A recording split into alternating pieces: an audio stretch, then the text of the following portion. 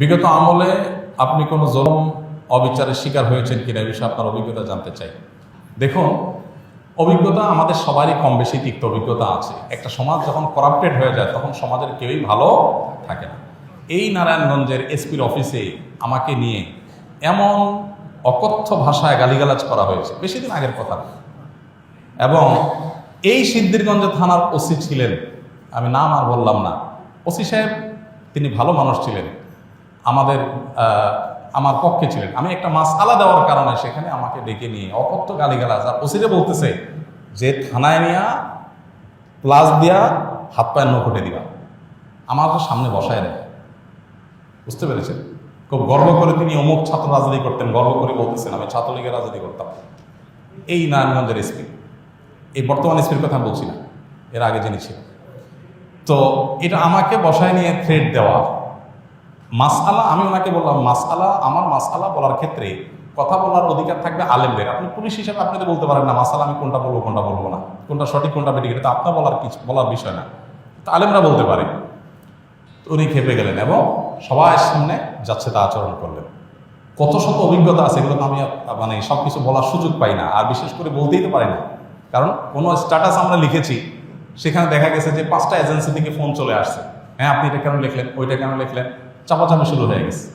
আমাদের ফাউন্ডেশনের সমস্ত হিসাব নিকাশ পুঙ্খানুপুঙ্খভাবে রাখার পর সেটা আবার আমরা ভালো অডিট ফার্মের মাধ্যমে অডিট করে একেবারে এমনভাবে রাখি যে তিল তিল করে আমরা হিসাব ফেসবুকে পর্যন্ত দিয়ে দিই, কোনটা কত দিয়ে কিনি সেটা পর্যন্ত আমরা দিয়ে দিই। এত কিছুর পরও দেখা গেল যে আমাদেরকে বিভিন্নভাবে নাজেহাল করার চেষ্টা করা হতো কোনো লোক। আলহামদুলিল্লাহ এর মধ্যেও প্রশাসনের উপরস্থ কিছু কিছু মানুষ পরেশান করলেও নিচু পর্যায়ের বা মাঝারি বা কোনো উপরস্থ কর্মকর্তাদের সহযোগিতাও ছিল। তাদের সহায়তা না থাকলে এতদূর আমরা আসতে পারতাম না। কিন্তু একটা বড় অংশ আমাদেরকে দৌড়ের উপর রাখতো। ইস্তেসকার নামাজের ঘোষণা দিছি, আমার বাসার নিচে দেখি যে বিভিন্ন গোয়েন্দা সংস্থার গাড়ি বোঝাই করা, মানসিকভাবে পেরেশানি, বাবা ইস্তেসকার নামাজ পড়বো, একটা নিরীহ একটা ইবাদত, আল্লাহর কাছে দোয়া করবো দেশের ভালোর জন্য। সেখানে দেখা গেল যে আমি বাসার থেকে বের হইতে না হইতে দেখি যে একেবারে চারপাশে ঘিরে ধরছে, সোজা কথা মানসিক চাপ যেটাকে বলে সেটা দিয়ে রাখা। কত কাহিনী এবং কত ঘটনা যে ঘটেছে সেটাতে বলা হয়। জোর করে সরকারি বিভিন্ন অনুষ্ঠানে নেওয়ার জন্য একবার একজন এডিশনাল এসপি, তার নামটা আমার মোবাইলে সেভ করা আছে, আমি নাম আর বললাম না, উনি ফোন দিয়ে বলতেছেন যে আমি অমুক। তো আমি বললাম হ্যাঁ বলেন। তো উনি বলতেছিলেন যে আমাকে সব হুজুররা কিন্তু চিনে, খুব নেগেটিভভাবে বলতেছেন, হুজুরদের সব সাইজ করি আমি, আমার নাম সব হুজুরদের মুখস্থ, আপনার সাথে আমার প্রথম কথা হচ্ছে। এটা হলো শুরুতেই কথা না। এরপর কি হয়েছে বলেছে একটা অনুষ্ঠানে যাইতে হবে আপনাকে, সেখানে অমুক থাকবে, রাষ্ট্রের সবচেয়ে বড় বড় পর্যায়ের লোক তারা থাকবেন, আপনাকে যেতে হবে। কি হয়েছে সেখানে আপনাকে একটা বক্তব্য দিতে হবে। তো আমি বুঝছি যে আমাকে একটা প্ল্যান ওয়াইজ আমাকে দিয়ে একটা জিনিস করানো হবে। আমি বিভিন্নভাবে অপারগতা প্রকাশ করলাম, বলে যে রাষ্ট্রের প্রয়োজন আপনি অস্বীকার করতেছেন। হ্যাঁ আমার রাইট আছে, রাষ্ট্র চাইলে আমার যেখানে সেখানে বাধ্য করতে পারে না, আমি সাধারণ নাগরিক। যাই হোক, পরে শেষ পর্যন্ত আমার সেখানে যাওয়া লাগে না, আলহামদুলিল্লাহ। এরকম পরিস্থিতি হয়েছে। সর্বশেষ এই যে আমাদের আসিফ মাহতাব গ্রেপ্তার হলো, তার নিয়ে পোস্ট দিলাম। আমাকে আমার এক ভাই সোর্স তিনি বললেন যে ভাই আপনি বাসায় থাকেন না। তো রাতে, এই কয়দিনের আগের কথা, রাতে যায় আরেক বাসায় যায় শুইতাম, এই কয়দিন আগের কথা। আগের বাসায় গিয়ে পালায় থাকতাম। একদিন আসরের পরে বাসার সামনে মোটরসাইকেলে 2টা লোক আসছে। আমার বাসা এমন এক জায়গায় আশেপাশে কোনো মানুষজন নাই, এখানে কেউ রিক্সাও চলে না, কোনো সাধারণ গাড়ি নিয়ে নিজস্ব গাড়ি ছাড়া যাওয়ার সুযোগ নেই। এরকম একটা জায়গায় থাকি আমি, সব মরুভূমি, আশেপাশে ঘাস, মানুষজন নাই। সেখানে কোনো মানুষ আসা তো স্বাভাবিক নয়। 2জন মানুষ আসরের আগ থেকে এসে অপেক্ষা করলো।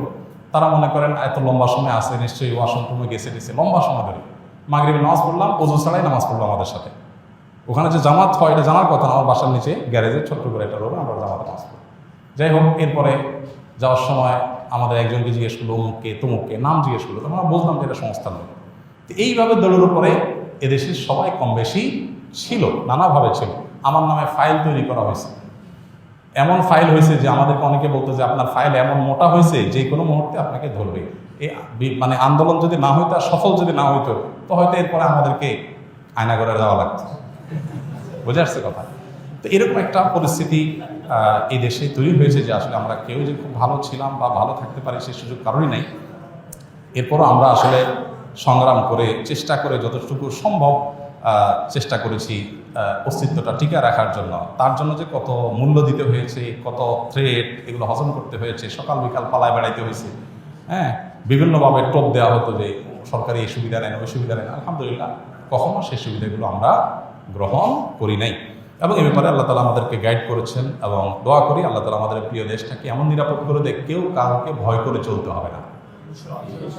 আল্লাহ যেন সেরকম নিরাপদ করে দেন, এবং আমরা সবসময় আল্লাহর কাছে দোয়া করি আল্লাহ তালা যেন এরকম। আমি এর পাশাপাশি প্রশাসনের কিছু ভাইদের কথা বলবো যে আলহামদুলিল্লাহ এই খারাপের মধ্যেও কিছু ভালো মানুষ বিভিন্ন পর্যায়ে আছেন যারা টুকটাক সহযোগিতা করেছেন, তবে বেশিরভাগ ক্ষেত্রেই আমরা এ ধরনের নাজেহালের শিকার হয়েছি। আল্লাহ আমাদেরকে নিরাপদ একটি দেশ, নিরাপদ একটা ভূমি পাওয়ার তৌফিক দান করুন।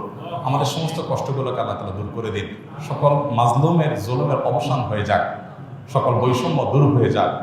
মানুষ পেটে ভাতে যাই খায় থাকে অন্তত নিরাপদে যেন থাকতে পারে, কোনো থ্রেট, কোনো হুমকির মধ্যে যেন থাকতে না হয়। কোনো একটা কথা লিখলে, কোনো একটা কথা বললে যদি 5টা টেলিফোন আসে আর চাপ আসতে থাকে, তাহলে মানুষ স্বাধীনভাবে কোনো কথা বলতে পারে না। আর মানুষ যখন লেজ বড় হয় বা গাছ যখন বড় হয়, তখন বাতাসও বেশি ধরে। কাজ যাদের যত বেশি, তাদের উপরে প্রেশারও তত বেশি আসে। আল্লাহ তাআলা এই প্রেশার মুক্তভাবে, অন্তত অন্যায়ভাবে যে প্রেশারগুলো হয়, এগুলো মুক্তভাবে আল্লাহ তাআলা আমাদের সবাইকে এই প্রিয় মাতৃভূমিতে চলার তৌফিক দান করুন। আসুন্নাহ ফাউন্ডেশন, উম্মার স্বার্থে সুন্নাহর সাথে।